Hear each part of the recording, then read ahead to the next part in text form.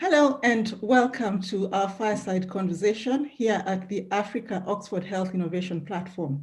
With me today is Dr. Siana Nkya from Muhimbili University of Health and Allied Sciences in Dar es Salaam, Tanzania, and also a former AfOx Fellow. Siana, karibu sana, welcome to our Fireside chat. Thank you so much, Watu. Asante sana. I'll just go straight to the questions. Siana, you are one of the founding members of the social enterprise called SEREN that is based at Muhimbili University. Tell us about SEREN. Yeah.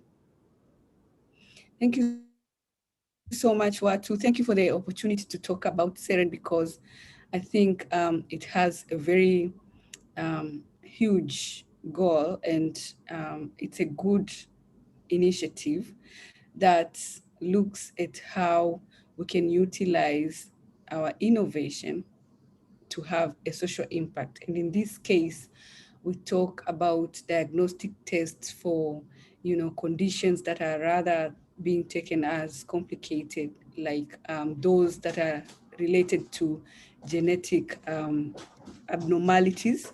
So this can go to things like hemoglobinopathies, sickle cell disease, thalassemia, but also other hematological disorders, including cancer.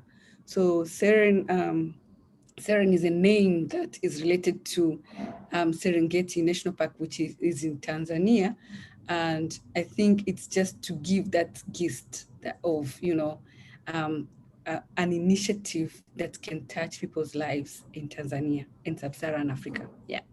Okay, so it's very much about blood diseases, and I'll come back to SEREN in a minute, but you've been involved with the University of Oxford for some time now.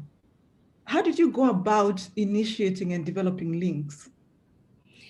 Thank you so much, Watu. So I think I always say that I've been very lucky and I've been blessed because I've been working with the Sickle Cell program in Tanzania, an initiative that was started by Julie Makani for more than 10 years now.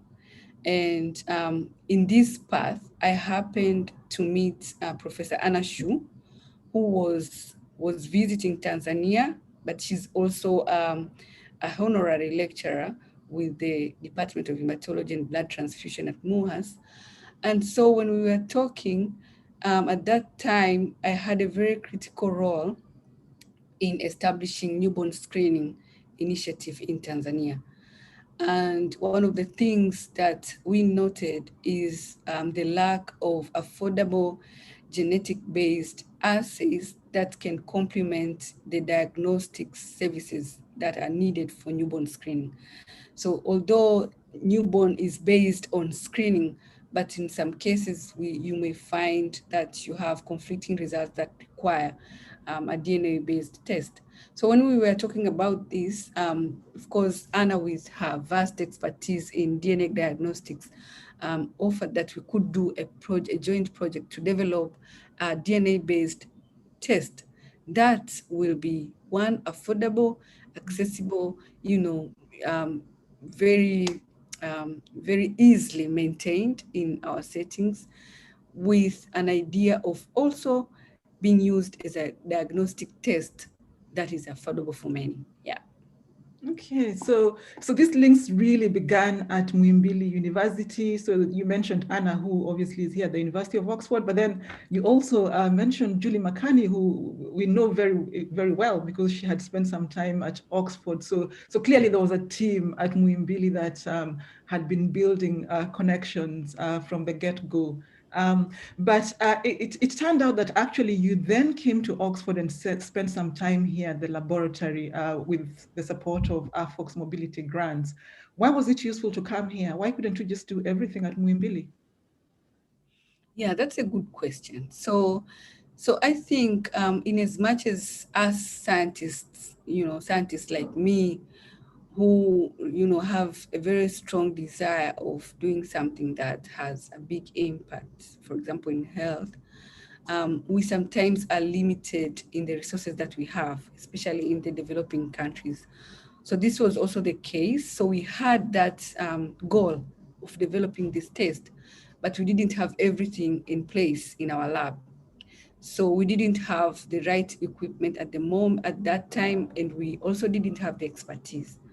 So it was a great opportunity, and I would really like to thank AfOx Mobility grants for this, because at least I could spend more than a month at Oxford, working very closely with the laboratory team at the Oxford Molecular Diagnostic Center, which is a center that has a lot of expertise in developing innovative DNA diagnostic tests.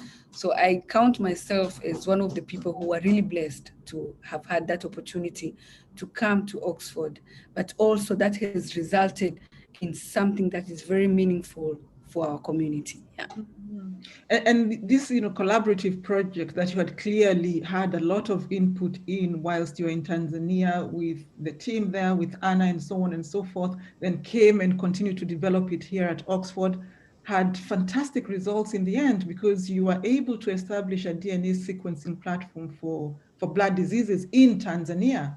Could you tell us more about this sequencing platform? Yes, yeah. So you are right, Watu, because I mean, this is one of the collaborative projects that have been really successful. And at this point, I would like to thank Anna Shu very much and the team, because we worked very well with Anna Shu on Oxford, and mentorship from Julie Makani from Muhimbili. We laid out a very good plan on how we will initiate the project and how we will transition that project to Tanzania, where it is purposed to be used. And Anna has a good heart about that, because, it's one thing to develop a test in the developed countries that will work in our settings. And it's also another thing to have, that goal of making sure that this test will work in these settings and will serve that purpose. So I think this is one of, collaborative projects that people can learn a lot from, because from day one, we had that goal that although we are starting in Oxford, but we should end in Tanzania, and we should make sure that this works in Tanzania. And with that said, we do have the equipment at the moment in our lab, functioning, working. And we also had a very good plan on training, because our laboratory personnel were trained on how to run this equipment. But I also should say that even the choice of the equipment was really made to make sure that it is going to be an equipment that we can easily maintain using our limited resources. So I think that's also a lesson, that when we are looking at these innovations, we should think about innovations that will work in our local settings, given our available resources, and also make sure that we have people in place that can actually run them from our side. Yeah. Oh, wow, that's quite something, because obviously there's the expertise to create on the ground, and then making sure that you have equipment that is sustainable. I mean, that is quite a lot of planning that went into that, and that really spoke to your context. And now this, the affordable DNA diagnostic was then launched in 2019. And the idea there is to improve outcomes of children and young adults with blood diseases in sub-Saharan Africa. And this work is delivered through SEREN. And what is very interesting for us, and absolutely fabulous, is that SEREN received the University of Oxford Vice Chancellor's Innovation Award in 2020, a very prestigious award. How was the idea of SEREN born and gained so much Yeah. fame? Yes. So thank you so much, Watu. So when I came to Oxford, when I got the AfOx fellowship and came to Oxford, spent time with Anna, one of the things that we did, which I had never done before as a scientist, was to look at the social aspect of this diagnostic test. And I would say I learned that for the first time at Oxford University.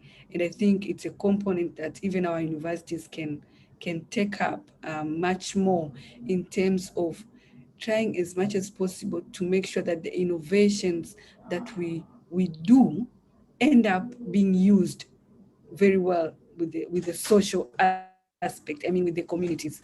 So we started talking to Anna about the social enterprise, which is now SEREN. Of course, by then it didn't have the name SEREN, but then we looked at how these diagnostic tests that we are developing, how are they going to have a social impact? And then we thought, okay, so in order for us to achieve that social impact, we should have a test that will be affordable, will be accessible, and will, of course, as you said, improve health outcomes of many. And SEREN was born from that idea, that it will be a social enterprise that will be based in Tanzania, of course, like a spin out of what has happened from Oxford, and also trying as much as possible to learn from the social enterprise industry in Oxford, but now being based at Muhimbili University, and see how these tests may have that social impact that we want in a manner that is well organized and managed. Yeah. Mm-hmm. I'm struck by the fact that, you have a very strong science background. You're a researcher in life sciences, working in medical sciences. And the idea of, doing things like social enterprises and even moving into innovation is quite a leap that requires quite a bit of, courage and tenacity and so on, because, you can be a life scientist and just stay in the laboratory looking at your assays. But I would quite like to know about your research background and how this has been very helpful in coming up with this innovation. Thank you so much, Watu. You are very right. And I should just say and speak to everyone out there that it has not been a straightforward path. I would be lying if I say that. Again, I would say that I was very lucky and blessed to be born in a family where my dad was a scientist. So, and I was very, a girl child with her dad. So I usually looked up to my dad and say, I want to become like my dad. But I really didn't understand what it meant. And because I saw my dad working in the hospital, right, and doing research, I said, wow, this is a very good composition. So I had a very strong desire to do something in health and to do research. But at that time, I didn't know what it meant. So, and you know very well that in our settings, when you study science subjects, one of your number one goals is to become a medical doctor. Mm-hmm. And that was also my goal, but it didn't happen. So I ended up studying science subjects at the University of Dar es Salaam. And I did my degree in microbiology and chemistry, and then my master's in molecular biology. And then I went for a PhD in human genetics, But one of the things that kept on coming back to me was the health-related aspect. So even in my undergraduate degree, my third-year project was on HIV. And then my master's research was on malaria drug resistance. And then I also had an opportunity to go to Kilifi for an internship. They had an internship program at that time in 2008, I think. And I worked with a group led by a lady, a very strong lady, Lucy Ochola. And we studied severe malaria. And I did cultures and so many things. And, they didn't always added up. And then I came out and I did human genetics and I found myself researching in sickle cell disease. So one thing that is common is the health aspect, but I had I went through various routes. So again, to encourage everyone that, don't be discouraged when it's not always straightforward and predictable. You just need to be, of course, you retain your goal, you retain your focus, but you are flexible. There may be very many paths that may lead to the goal that you have. Mm-hmm, mm-hmm. And actually, what is interesting to note is that this Kilifi internship project has gone from strength to strength. They have, very many interns every single year. It seems very successful. And I think these interns come from, the whole of East Africa. So it's good to get this feedback that for you, it really helped you and steered you in your career. So, well, that's fantastic. And Yeah. how did you hear about it anyway from Dar es Salaam University about these Kilifi internships? Yes. So again, so this was 2008, and I think that was the same year that I had met Julie, and she was just starting her sickle cell, her Welcome Trust Strategic Award in Tanzania. So I remember by then there was I can't remember his name, but he was the coordinator for the internship. And then so she just said, okay, there's this opportunity. Do you want to go? And in fact, it was the same year that I had been recruited for a job at the university. So I said, I don't know how I'm going to manage to do this, and it's a 6-month thing. But again, I requested for permission. I got the permission. I went there. I spent 6 months, and that time changed my life, because the way these internships, they are very competitive, and I met a lot of super intelligent scientists from of course most of them from Kenya, but also in other parts. And I think I was the only Tanzanian in that year. But again, it has really marked my career path in science. I learned a lot of skills, laboratory management, how to work in a research project group, how to manage, which are skills that probably I'm using now with whoever I work with. Yeah.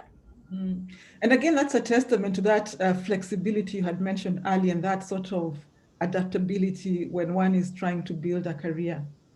So yes, thank you for that. And what does the Africa Oxford Health Innovation Platform mean to you? Because this is a fireside on the innovation platform. So perhaps you can tell us a word or two about what it means to you. Yeah. Yeah. So before I answer about the innovation, I should say something about the Oxford part of it, because I think for many of us, people like me, yeah, would say Oxford, how? Just the word Oxford, they would go like, no, this is too high, this is too big. But I think if I have been able to get one of the awards from the Africa Oxford Initiative, then anyone can. So just an encouragement that people should really go for these opportunities. And now back to the innovation. I think I'm one of the person who meet a lot of upcoming, vibrant scientists, and they have brilliant ideas, with a range of artificial intelligence, molecular biology, genetics, big data, whatever, name it, water sanitation, a very wide range of innovative ideas that may have big impact in our communities. And I think this is a great opportunity to use. I have encouraged a number of people myself for them to go for this opportunity. And I really hope that we will get a number of innovators, yeah, to come back and impact our societies. Yeah. All right, thanks for that. And what is the one thing you would like any emerging innovator, the one thing to take away? They might have forgotten everything else, but the one thing they should take away if they've been listening to this conversation. So I would say that they go for their innovative ideas. There's no limit. They should just go for what they believe they have inside of them and do the innovation. We are waiting for them. Yeah.